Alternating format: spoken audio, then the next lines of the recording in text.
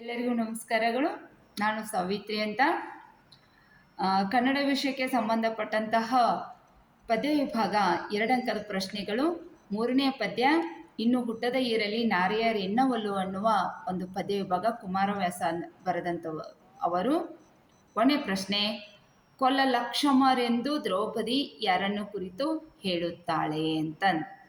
ನಕುಲ ಮತ್ತು ಸಹದೇವರನ್ನು ಕುರಿತು ಈ ಕೀಚಕ ಕುನ್ನಿಯನ್ನ, ಈ ಕೀಚಕ ಕುನ್ನಿ ಅಂದರೆ ನಾಯಿಯನ್ನ ಈ ನಕುಲ ಸಹದೇವರು ಕೊಲ್ಲಲು ಅರ್ಹರಲ್ಲ ಅಂತ.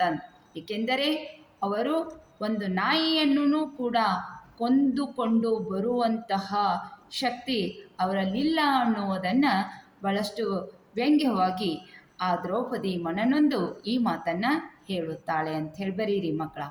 ಇನ್ನು 2ನೇ ಪ್ರಶ್ನೆ, ಮಲಗಿರುವ ಭೀಮನನ್ನು ದ್ರೌಪದಿ ಹೇಗೆ ಎಬ್ಬಿಸಿದಳು?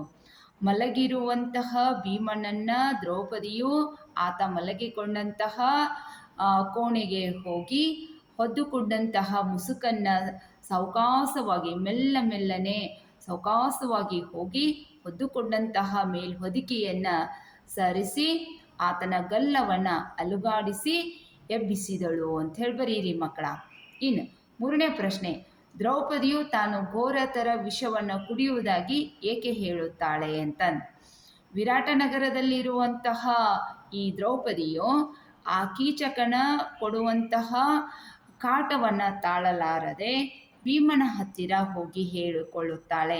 ಭೀಮನ ಹತ್ತಿರ ಹೇಳಿಕೊಂಡಾಗ ಭೀಮನು ಆ ಕೀಚಕನನ್ನು ಕೊಲ್ಲದೇ ಇದ್ದರೆ ಆವಾಗ ತಾನು ಘೋರತರ ವಿಷವನ್ನು ಕುಡಿಯುವುದಾಗಿಯೂ ಆ ದ್ರೌಪದಿಯು ಹೇಳುತ್ತಾಳೆ ಅಂತ. ಇನ್ನು 4ನೇ ಪ್ರಶ್ನೆ, ಉಳಿದ 4 ಪಾಂಡವರ ಭಿನ್ನ ಸ್ವಭಾವಗಳ ಬಗ್ಗೆ ದ್ರೌಪದಿಯ ಅಭಿಪ್ರಾಯವೇನು ಅಂತ.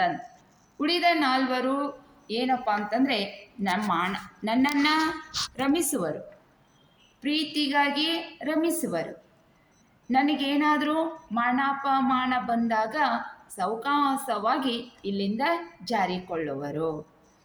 ಯೋಗ್ಯನಾದಂಥವನು ಯಾರು ಅಂದರೆ ಕಲಿ ಭೀಮನೇ ಯೋಗ್ಯ ಅನ್ನೋ ಮಾತನ್ನು ದ್ರೌಪದಿಯು ಹೇಳುತ್ತಾಳೆ ಅಂಥೇಳಿ ಬರೀರಿ. ಇನ್ನು 5ನೇ ಪ್ರಶ್ನೆ, ಗಂಡರೈವರು 3 ಲೋಕದ ಗಂಡರಾರು ಹೆಸರಿಸಿ ಅಂತ. ಅಂದರೆ ದ್ರೌಪದಿಯ ಗಂಡಂದಿರ ಬಗ್ಗೆ, ಅಂದ್ರೆ ಪಾಂಚಾಲಿ ಅಂತಂದು ಕರಿತಾ ಇದ್ದಾರಲ್ಲ, ಈ ಕಾರಣಕ್ಕಾಗಿ ನೀವು ಅಲ್ಲಿ ಬರಿಬೇಕಾಗ್ತಾ ಇದೆ. 1ನೇದವನು ಧರ್ಮರಾಜ, 2ನೇದವನು ಭೀಮ, 3ನೇದವನು ನಕುಲ, 4ನೇದವರು ನಕುಲ ಮತ್ತು 5 ನಕುಲ ಮತ್ತು ಸಹದೇವರು ಅಂತಂದು ಈ 5 ಜನರು ದ್ರೌಪದಿಯ ಗಂಡಂದಿರು ಅಂತ. ಇನ್ನು ಹೆಂಡತಿಯ ಹರಿಭಕ್ಕಾಗಿ ಗಂಡು ಕೂಸು ಏನು ಮಾಡುತ್ತಾನೆ ಅಂತ. ದ್ರೌಪದಿ ಈ ರೀತಿ ಹೇಳ್ತಾ ಇದ್ದಾಳೆ, ಹೆಂಡತಿಯ ಹರಿಭಕ್ಕಾಗಿ ಗಂಡು ಕೂಸು ಏನು ಮಾಡುತ್ತಾನೆಪ್ಪ ಅಂತಂದರೆ, ಹೆಂಡತಿಯ ಹರಿಬ ಅಂತಂದರೆ ಇಲ್ಲಿ ಕರ್ತವ್ಯ. ಹೆಂಡತಿಗೆ ಏನಾದರೂ ತೊಂದರೆ ಬಂದಾಗ ಕಟ್ಟಿಕೊಂಡಂತಹ ಗಂಡನು ಏನು ಮಾಡ್ತಾ ಇದ್ದಾನೆ, ಆ ಅವಮಾನವನ್ನು ಯಾರು ಹೆಂಡತಿಗೆ ಅವಮಾನ ಮಾಡಿರ್ತಾರೋ ಅವರನ್ನು ಆತ ಏನು ಮಾಡ್ತಾ ಇದ್ದಾನೆ, ಹೊಡೆದು ಕಡಿದು ತುಂಡು ಮಾಡುತ್ತಾನೆ. ಹಾಗೆ ಆಗದೇ ಇದ್ದಾಗ ತನ್ನನ್ನು ತಾನೇ ಚುಚ್ಚಿಕೊಂಡು ಸಾವನ್ನು ಕಂಡುಕೊಳ್ತಾ ಇದ್ದಾನೆ ಅನ್ನೋ ಮಾತನ್ನು ಈ ಒಂದು ಇನ್ನೂ ಹುಟ್ಟದೇ ಇರಲಿ ನಾರಿಯರೆನ್ನವಲು ಅನ್ನುವ ಒಂದು ಪದ್ಯ ವಿಭಾಗದಲ್ಲಿ ನಾವು ಕಂಡುಕೊಳ್ಬೋದು ಅಂತ.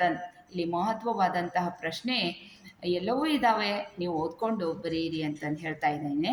ಅದರಲ್ಲಿ ಇಂಪಾರ್ಟೆಂಟ್ ಏನಪ್ಪ ಅಂದರೆ, ದ್ರೌಪದಿಯು ಘೋರತರ ವಿಷವನ್ನು ಕುಡಿಯುತ್ತೇನೆ ಎಂದು ಏಕೆ ಹೇಳುತ್ತಾಳೆ ಅನ್ನೋದು ಮೇಲಿಂದ ಮೇಲೆ ಕೇಳಿರುವಂತಹ ಈ ಒಂದು ಪ್ರಶ್ನೆಯನ್ನು ನೀವು ತಿಳಿದುಕೊಂಡು ಬರೀರಿ ಅಂತಂದು ನಾ ಇಲ್ಲಿ ನಿಮಗೆ ಹೇಳ್ತಾ ಇದ್ದೇನೆ. ಎಲ್ಲರಿಗೂ ಒಳ್ಳೆಯದಾಗಲಿ ಅಂತ. ನಮಸ್ಕಾರ.